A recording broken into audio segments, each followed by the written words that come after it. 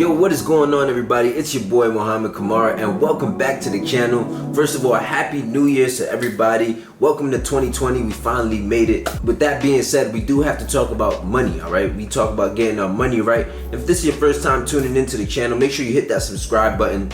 We do nothing but talk about money and how to get some passive income online, specifically using e-commerce as a vehicle. With that being said, let's talk about some of the big changes coming in 2020 and how you can reprogram your mind so that you can really stay consistent with your results and keep growing your store in 2020 despite all the nonsense and the rumors and the things going around about drop shipping and e-commerce in 2020. And real quick, before we dive into this, I want you to enter a giveaway, okay? So we do giveaways here weekly for a 30-minute phone call, and if you want a chance to enter that, all you have to do is comment down below this video Shopify Dropshipping 2020 plus whatever comment you may have. It could be a suggestion on a future video you might want to see, or you could just be showing some love. Go ahead and comment that. You'll automatically be entered to win a 30-minute phone call with me, and I'll announce the winner in the next video I post next week. So go ahead and comment that down below to enter the giveaway. I want to start off by saying,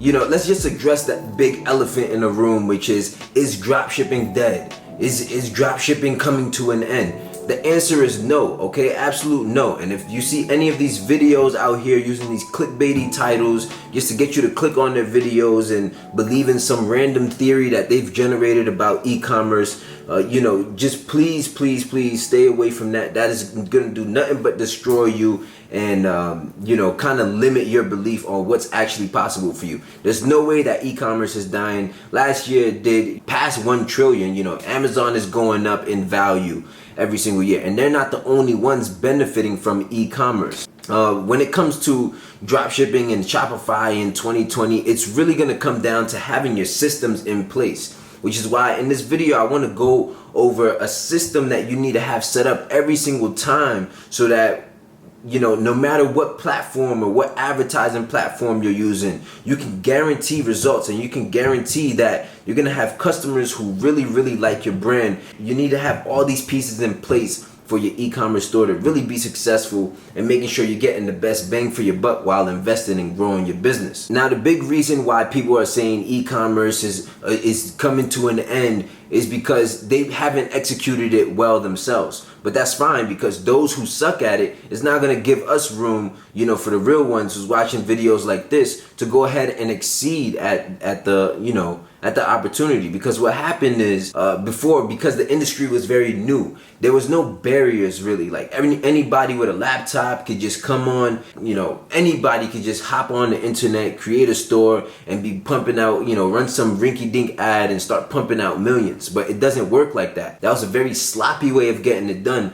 And even though it worked, that's not the way you build a business. The whole point is, if you treat this like a side hustle, it's going to give you side hustle results. If you treat it like a business, it's going to give you business results. So let's go over how you can set up your store so that it's a business and not just some side hustle, trying to pump out some quick cash. The first thing you need to have down is your targeting. It doesn't matter what product you have. If you're not targeting the right people on any of these advertising platforms, I'm talking Google, Pinterest, Snapchat, Instagram, Facebook, okay? If you're not showing your products to the right people, it doesn't matter. You can have the best product in the world, but if you're not showing it to a precise group of people with a precise message of why they should be buying from you, that is going to make your conversions go down. It's going to make it seem like the product is not successful. So how can we guarantee that we're showing this to the right people? Well, one, you have to realize that you're going to run your first couple of ads to just testing audiences. And these are going to be your testing ads, right?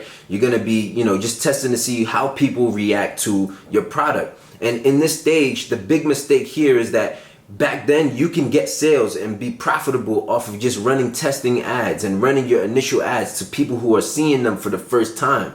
Because let's be honest, when you're running these testing ads, the people coming across them only seeing your brand once. And think about the last time you bought something from a brand that you've only seen once, right? You probably need to get more familiar with the brand. On average, it's going to take 7 different encounters with your brand before somebody actually buys. So this means we have to have our retargeting set up. Not only do we have to target people the right way, we also have to have our retargeting set up so that when people see our a brand for the first time, or they encounter our product for the first time, they're also getting retargeted so that it's shown to them in a more comfortable manner. Okay, that first testing ads is like just a soft introduction, and then the retargeting is like, all right, I'm asking you out to a date. Okay, and then once you have these retargeting ads set up, based on what actions they've taken to your store. So let's say they added to cart, but then they didn't finish, and then you retarget those people. They're going to be more inclined to buy,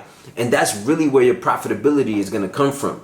So far we have these two pieces here, right? You have your targeting set up so that it's going and introducing your brand to the world. And then you have your retargeting set up so that those who've actually taken actions with your brand are getting more familiarized with your brand. And these retargeting ads are usually going to be the most profitable ads for you. For example, I'm running ads on Pinterest right now.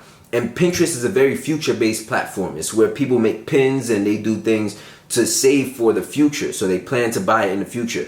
In this case, none of my testing ads that I run on Pinterest, and I'm spending about $400 a day right now testing, but none of those testing ads get any single purchases at all. All the purchases come from retargeting, and I'm still profitable overall because I have these two systems in place. So go ahead and set up your retargeting as soon as you can, just because it's never too early to set up retargeting. The reason why is because you'll be retargeting specific groups of customers based on actions they already taken, and that's going to be a small concentrated group of people. But let's say you have nobody in these audiences and you have this ad set up to where it's spending $5 a day towards this specific group of people. If there's nobody in that audience, it's not going to spend it in the first place. So you don't lose. And if there is somebody in that audience, there's a high likelihood that they're going to buy. So you want to have these retargeting ads set up at the same time. So you have your targeting, you have your retargeting, and then the last piece is having your remarketing set up. This comes down to having emails, automated email systems that are going to go ahead and send out specific types of emails to customers based on actions they've taken with your brand. But most importantly, you'll be able to build your asset from people who purchase from your brand, right? You can go, and since they have more, they trust your brand more, and they've proven that they're comfortable with making a purchase from your brand, they're more willing to buy from your brand once again. So these are the three things that you need to have if you're going to see any type of success in e-commerce going forward. All right, welcome to the 20s. All right, and this is how it's going to be from now on. But you can apply this to any business model, any type of niche. You can apply this to any type of advertising platform. This is what you need to have. It's like a cog.